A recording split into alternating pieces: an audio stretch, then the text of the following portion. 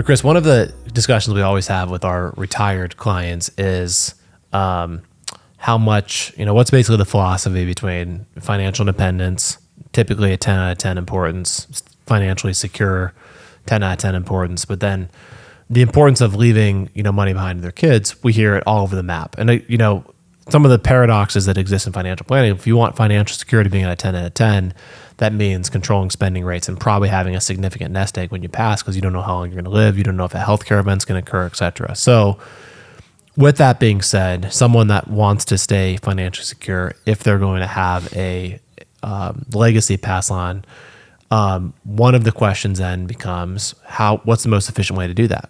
Should we do it, when we pass? Should it be a trust?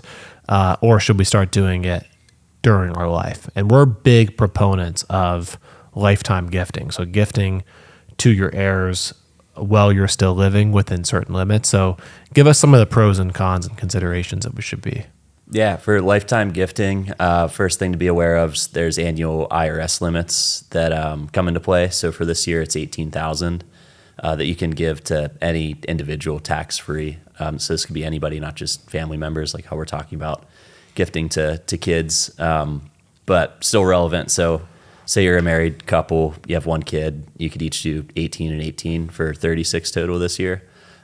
So that doesn't mean from a tax standpoint that the kid would owe any income tax on, receiving the money. But for gift purposes, if you go over that limit, you have to file a form with the IRS to document that. But absolutely. So that 18,000, just to put it in perspective, if you have 3 kids, so technically if you're a married couple, you have 3 kids, we can gift 18 per year per kid per spouse. So that'd be 18,000 for 3 kids times 2 spouses. So I'm just doing some really quick math. That'd be $108,000 a year. You could technically get off your balance sheet. Now, for someone that's super well off, in 2026, the estate planning limits federally go down.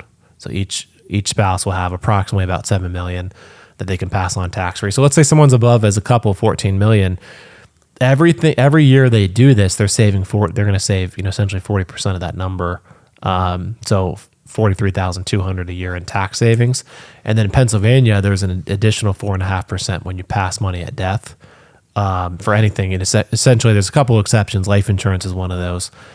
So for someone really well off, it's 44.5%. And for someone that's not as well off, some of the discussions are more psychological. So if you're worth a couple $1 million, you don't have to worry about avoiding federal taxes when you pass. Typically, there are Pennsylvania inheritance tax, which are 4.5% for kids, 12% for siblings, 15% for grandkids.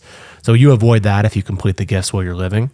You also, avoid other concerns such as probate, some privacy concerns of court documents. You can also establish a revocable trust to elude some of those. But the biggest thing from our perspective is money can magnify who you really are. And so passing the values that you have of, how do you accumulate this money?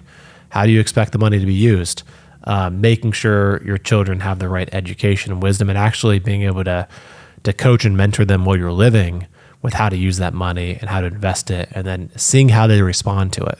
Because once you're not here, you don't have that ability to have those tough conversations anymore. But as long as you're here, your ability to have those tough conversations is right in the forefront.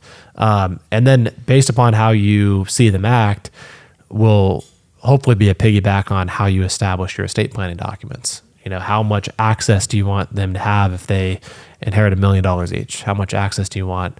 How much protection do you want? Are they in a good marriage or not? Do you want that to go into trust where it stays in the bloodline? But lifetime gifting, even if it's small, this could be helping them fund a Roth IRA. It could be helping them max out their 401k by gifting them cash. It could be establishing 529 plans for their kids, or if you have grandkids. All within these limits, whether you have a huge estate or not, if you're going to pass something on, we highly recommend starting to test out lifetime gifting. It can improve relationships, and you can really watch your kids enjoy it probably when they need it most, because they're going to need a lot more now than 20 years from now, once their student loans are gone and once they're more established. Any other closing thoughts on lifetime gifting? No, I think the biggest thing, you hit on it, what we emphasize is like the educational aspect of being able to teach your kids or whoever you're giving the money to, whoever beneficiaries are, how you accumulated it, and just be there throughout that process versus a lump sum. Just leaves more room for error.